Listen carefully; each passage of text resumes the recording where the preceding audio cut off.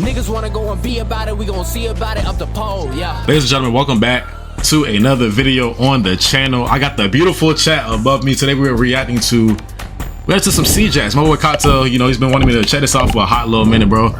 Any reaction requests you have, please leave it down in the description. Not the description, the comment section down below. Let's not waste any more time. Let's get right into this bad boy. Let's see what Cjax got to say, bro. Let's see what's going on. Let's see what's going on, bro. Y'all, let's cut to the chase, okay? Let's do it. WWE has a massive glazing issue, and it needs to be talked about effective immediately, okay? Okay. I've never actually sat here and seen an era of wrestling in which WWE has to sit there every single week and tell you how great everybody is. It's the same thing for pretty much everybody, and we're going to go down that list later, obviously starting with Dr. Libations, you know what I'm saying? Cody Rhodes has to be told to us how much he's loved, and I respect you. I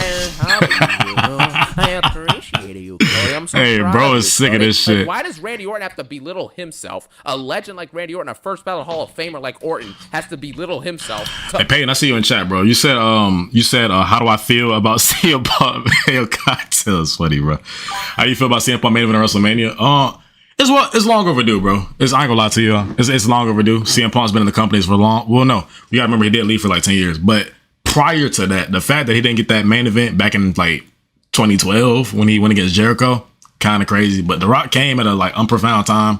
That's kind of what pushed everything back. But Punk deserved this though. It's a long time coming. What y'all think the favor is, by the way? If y'all been tuning in to SmackDown and Raw and stuff, we still don't know what the favor is, bro. That shit gonna be crazy. Uplift Stardust.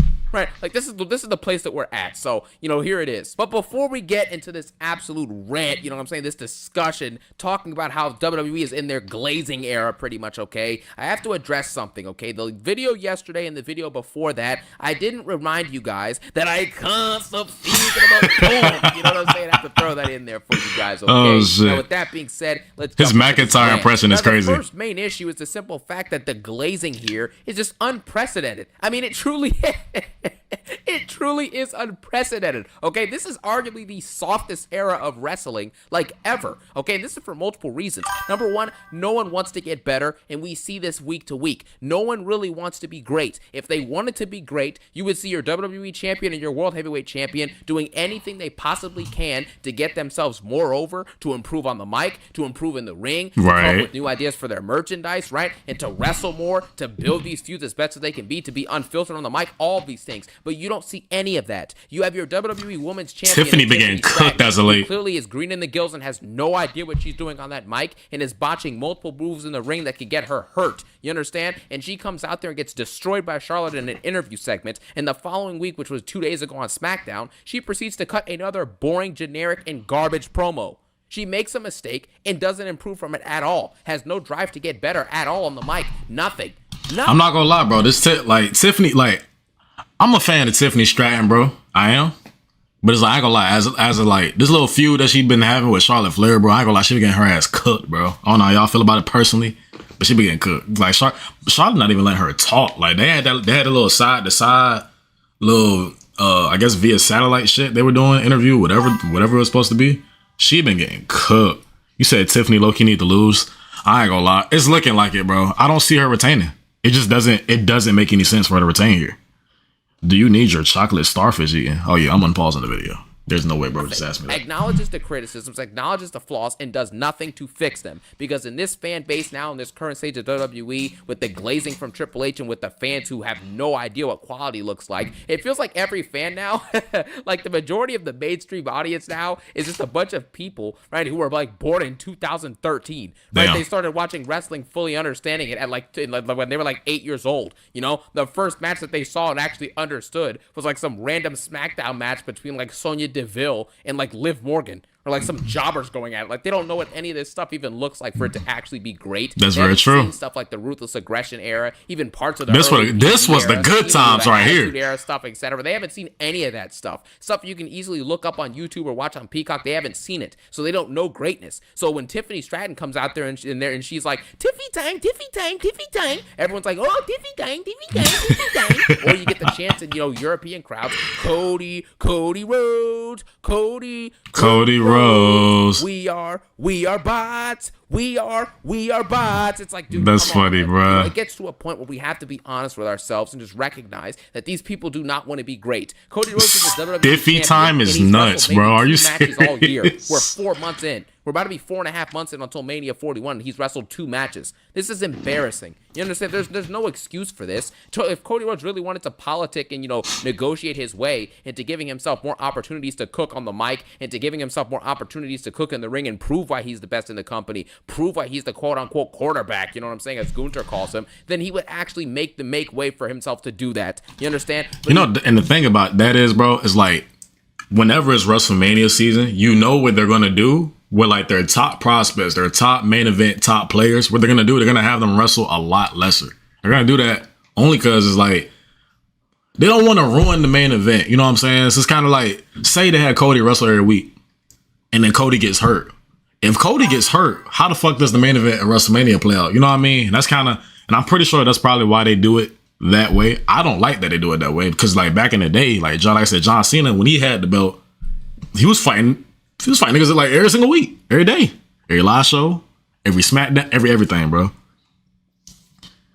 Bro, yeah, you showed me that shit in Discord, bro. Doesn't. He doesn't have any type of ability to get any of that stuff done. So now we're stuck with garbage, okay? And even though this stuff is bad, we have to be constantly told that it's great. The glazing from Triple H and WWE in terms of telling us how great things are when they're clearly not that good is just becoming egregious at this point. When someone or something or some company has to constantly tell you how great they are, they're usually not that great. Let's just be, it's the same thing in real life, right? The one person we always knew growing up, like when you were in school, or even if you're at work, wherever, the one guy or the one girl, whoever, is always like, oh, I'm such a great guy, I'm such a great girl, I'm an uplifter, I'm a positive impact, I'm this, I'm so great, I've done this, I've done that. They're usually not that great. We know this. This is just how it works. When you're great at something, or you're really talented at something, that's a fire pick right there. You're doing amazing things, you don't always have to publicize it and tell everyone how great it is, because now it makes you look like a liar if you're proven incorrect, obviously. And on top of that, it creates unreal standards and narratives that are just built off of nothing.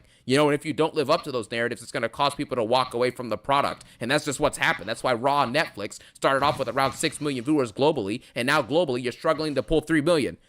Like, that's just how it works. You get promised one thing. I didn't even know that. And Cena being there, and The Rock, I did not know that. People, and then all of a sudden the following week you're getting Penta versus Pete Dunne. This is a joke. And look, don't get me wrong, you know, every other PLE or every 2 or 3 PLEs, you know, mainly your SummerSlams, your Manias, obviously, you know, a Royal Rumble here and there, maybe your Survivor Series, like, you'll have a great moment here and there, you know, throughout some of the PLEs throughout the entire year, because they have like 15 of them now. You get what I'm saying? But in between that, on the Raws, how do you donate? It should be in the description. Like check out the description. 10, 11 months. What amazing promo segments have we had on Raw? What amazing promo segments have we had on SmackDown? Amazing matches, you know what I'm saying? Amazing segments, amazing storytelling, amazing builds. Like, where have these elements to WWE been on Raw and SmackDown over the last year? They've been nowhere to be found. Now, don't get me wrong. You'll have a thing here, like Drew and Punk, they had a good feud, you know? You'll have a segment here or there where Punk does something great, or Rollins has a good segment here or there. You know, you have moments here and there. You get what I'm saying? But overall, it's a consistency of 11 months of storytelling and build and PLEs and shows, Raws and SmackDowns, live events, all that stuff. What does WWE really have to show for any of it? Who can you point to and be like, wow, that person was doing absolutely phenomenal work? Because it should be multiple people, because apparently this is the best the roster's ever been, allegedly. So you should be able to run down the list of like 10 to 15 people that have been doing amazing work for a year now, right? But you can't. You can look at maybe Drew McIntyre. You can look at Punk, maybe. And what else can you look at? Cody Rhodes hasn't done anything. Gunther hasn't done anything. Here's the thing, though. Okay, so I see Z says Rollins needs to win at Mania. Not gonna lie, it's I don't know, bro, because it's like the way the situation is played out right now. I don't see Punk losing. I really don't see Punk losing this match, bro.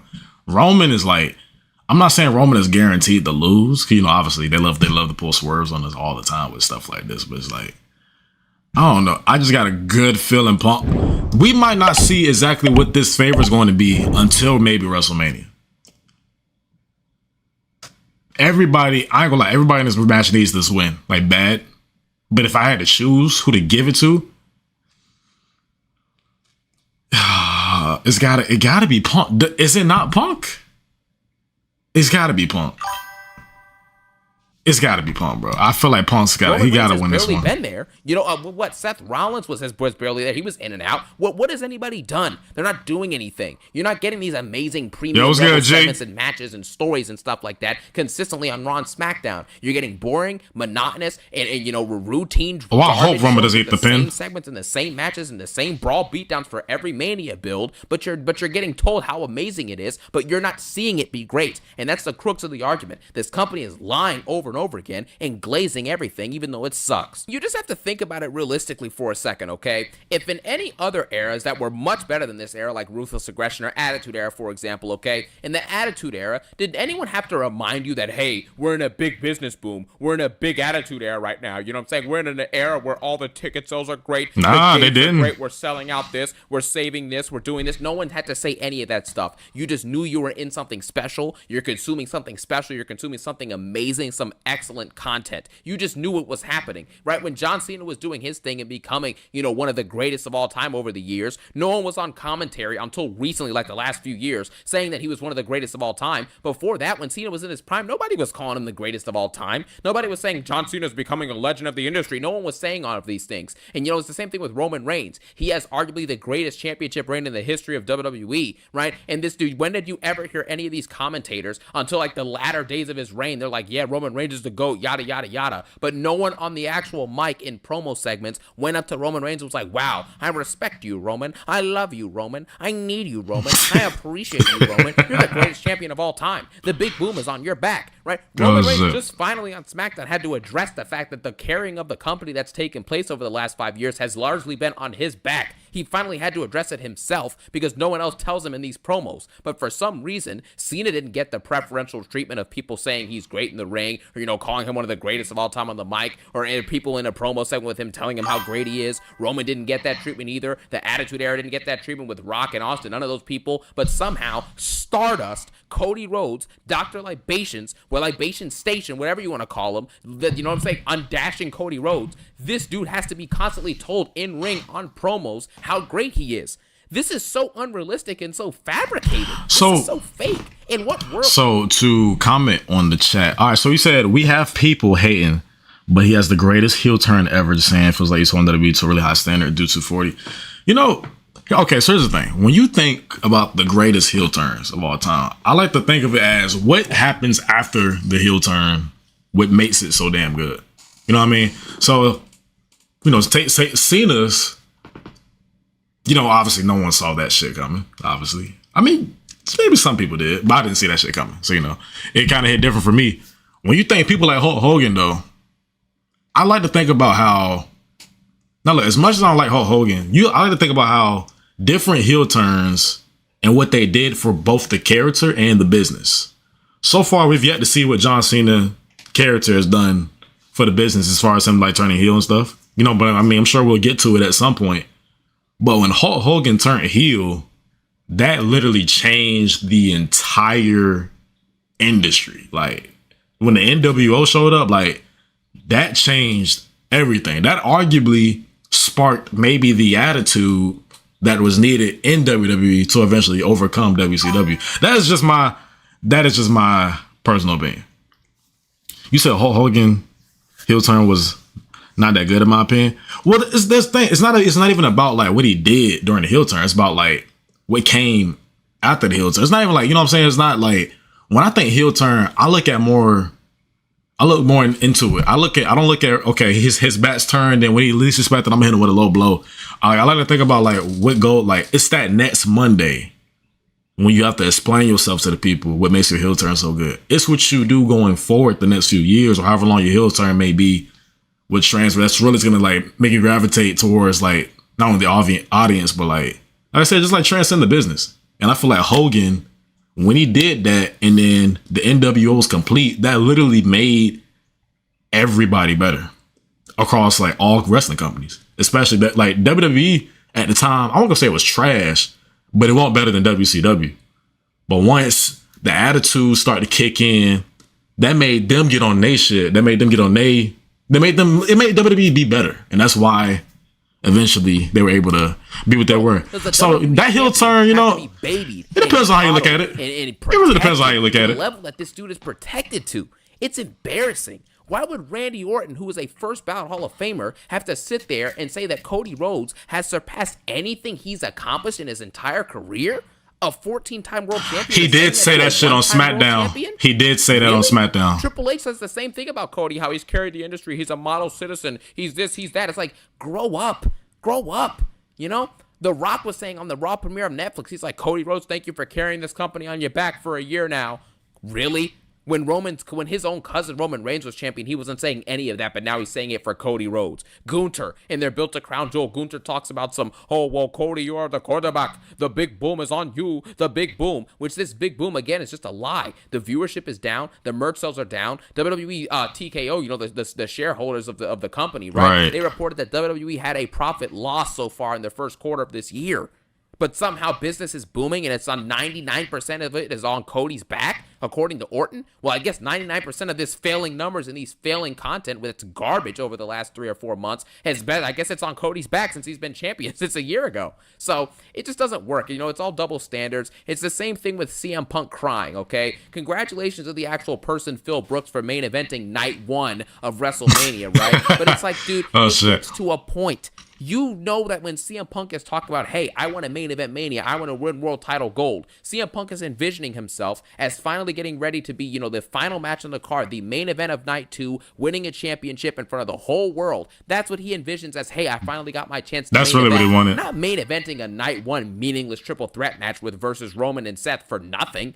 That's not what Punk wanted, and we know that's not what Punk wanted because he said that on multiple occasions. On Universe Mode, yeah, that's a good. I like that too, bro. So we be having fun with that. One main event and then crying for it, and then us as fans being told to cry and be emotional about it is just embarrassing. It is embarrassing at this point. Everything is so soft. You know, these people who have done absolutely nothing but are getting incredible chances are just getting praised. And Rhea Ripley, it's the same thing. For some reason, because of, you know, goons on the internet. I still got to get Red Dead, bro. I still got to get it. And the fact that the fans are obsessed with her too, you know, in the actual arenas. And Triple H is obsessed with her apparently as well. We have to watch her get forced and booked into a triple threat women's world championship match. Look, bro. I'm going to keep this short and sweet. I am so sick. Look, bro, I love Rhea Ripley, but I'm so sick of this shit. I'm so sick of it, bro. I don't know if it's just me, but it gets to a certain point where it's like, all right, bro, like, can we let other people cook other than Rhea Ripley? Like, don't even get me started. What's good? What's good? Welcome to the channel. You said play 2 first? All right, I'll play 2 before I play 1. I'll make sure. What, 5 or 6 Raw matches in the last 400 to 500 days? And she's being praised as a top talent on the roster based off of what? What great promos has she cut for the last 2 years? What great promos has she done at all? What stories has she built? What feuds has she had that she's been the amazing part of that feud? None. But we're told that Rhea Ripley is the best women's wrestler in the world, and she's going to go around as an all-time great in the women's division? What is this based off of? Nothing is based off of anything anymore. It's the same thing with this Mania build, okay? Last year, before Mania 40, but Mania 40 had just finished, right? This is like a week later, and Triple H was already talking about how Mania 41, we're going to do it even bigger. It's going to be even better. It's going to be even bigger. Fina. And now look at you. Mania 41 is arguably one of the worst built 2 Manias. I'm so sick of that song, bro. In comparison, last year, we had one of the best built 2 Manias of all time, and now we have one of the worst. All on the back of Triple H and his lies. Fina. You're still missing 6,000 to 7,000 tickets still haven't been sold, and we're 3 weeks from the event. Night 2, you're still missing 3 to 4. How many thousands of tickets are still haven't been sold yet for the pay-per-view? Why do you think that this is what it is? You can't even sell out a 50,000 person stadium. Last year, you were selling out 70,000 people. I was there. I was in person. I saw it myself. Why do you think this is? And the fact is that you have everybody is here. We're glazing. We're saying how great everything is. The big boom, all this stuff. And guess what? The same roster of talent you had last year to make Mania 40 as great as it was. The same people you have. You know what I'm saying? You have the same people this year. Plus CM Punk and plus John Cena being active participants in this Mania build and in these Mania matches. And you still are getting decreased viewership. You still are struggling to sell out arenas. Even when you're going to Europe, you're still struggling to do that. And you still are losing interest and you're having fans complain all over the internet. Don't get me started on this shit, bro. How bad this Mania build is. This gonna have to be a separate video about Jey Uso, gang. This doesn't make sense and that doesn't make sense. And the Royal Rumble was wasted. The Chamber was wasted. What's happening with Rhea? What's happening with Cody and Cena? Why have they not said anything to each other, cut deep on the mic yet versus each other verbally? Things of that nature. This is all going. Where the fuck is The Rock at? has gone off the rails. When you glaze something and consistently tell everyone how great it is, despite you actually showing us, I personally didn't hear anything about them like struggling to sell arenas though. I mean, maybe it's the same. I don't really keep up too much with like the statistics like that. You can't show us Roman Reigns and The Rock and Cena and Cody and Rollins and Punk and all these people. You know what I mean? These great crowds and all this stuff. And then the following week you have Penta versus Pete Dunne, and the main event is Finn Balor versus Damian Priest, part 15 billion. It's a joke. No one's falling for the trick anymore. At the end of the day, the true quality of the product will eventually prevail. People will be able to see the truth behind what they're being told. And when they realize that they're being told about quote-unquote record numbers and sellouts and gates and the viewership and the merch sales and all this other stuff, and all of it is all contradicted by the fact that in reality, they're all lies. The views aren't up. The merch sales aren't up. The profits aren't up. You know what I'm saying? The profits of the street profits are up. Bruh, the street profits, bruh. Smoke, but their theme song sucks now, obviously. You get what I'm saying? But still, the actual narratives that are being told to are garbage. Cody Rhodes, how y'all feel about the profits now? But he's got 7 title defenses in a year as champion, as a full-time competitor? And this is we're supposed to sit here and believe this garbage? Nah.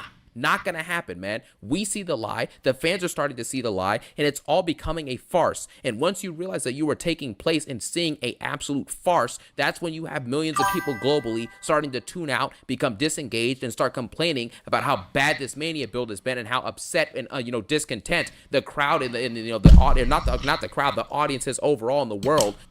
You said, but we were saying this about Roman and the Bloodline always got into a match. People just gotta stick to the slow periods and just wait. I mean, if there's anything WWE has proven to us over the last year, especially a few months, but the last year, is we do got to stick shit out though. I say that because think about it. The build to Elimination Chamber was trash. To me, it was trash. But then we got the John Cena heel turn. You know what I'm saying? So it's like I don't know. Maybe it's like they're doing simple shit. And then that's what, I don't know. I think how I'm trying to word it is like they're doing simple shit. So by the time we get to the big shit is actually bigger than we anticipated. So we kind of had our hopes low. So we're like surprised in a sense. That's kind of, I guess is where I'm trying to get at. Why the fuck did the shit just mute itself? With the product today, and this is why last year on Fox alone you would get somebody fired Def Rebel SmackDown leading up to Mania, and now globally you can barely get 2.9 million views. This is a self-explanatory disaster. The glazing has gone off the rails at this point. Everything is told to us that it's great, but we're not seeing any proof of it. We're not seeing any proof of these amazing storylines, these amazing wrestling matches, these amazing builds, these amazing emotional moments, these amazing entrances. All these entrances now, or even better, don't watch the product. Def Rebel garbage. You don't even know who's coming out half the time. It's all a farce, and it's all a lie, and it's full of glaze and absolute and utter lies. And I hope I'm good now, though. And that is the point of this video. And I see what you mean. I was lagging. I see it. The point has been taken. Thank you guys so much for watching this video. Thank you guys so much for your support. And as always, I thank you guys so much for watching. Shout out my boy Cjax, bro, with a fire video. He broke it down. He broke it down for us. I ain't gonna lie to you, bro. I mean, that was pretty self-explanatory. I ain't gonna lie, this little Mania build ain't really been all that. I ain't gonna lie. It hasn't moved me, but of course I'm gonna still watch it. It's WrestleMania, can't miss it. Well, we're gonna see, bro. And it's another incident would be too, is WrestleMania 38 when they went to Dallas. The build for that was piss poor. It was trash to me. Again, it was bad, bro. But then we got the Mania 38. Night 1 blew everybody's expectations out of the water. Everybody saying Vince about to mess it up, but he didn't mess it up. That shit was fire. So I ain't gonna lie, bro. I'll be optimistic. Maybe the build just gonna be trash, but Mania gonna be a fucking movie. We'll see how shit play out. I'm gonna trust. If anything I've learned, like I said, the last few months, bro, we gotta let Triple H cook, bro. Let's let Triple H cook.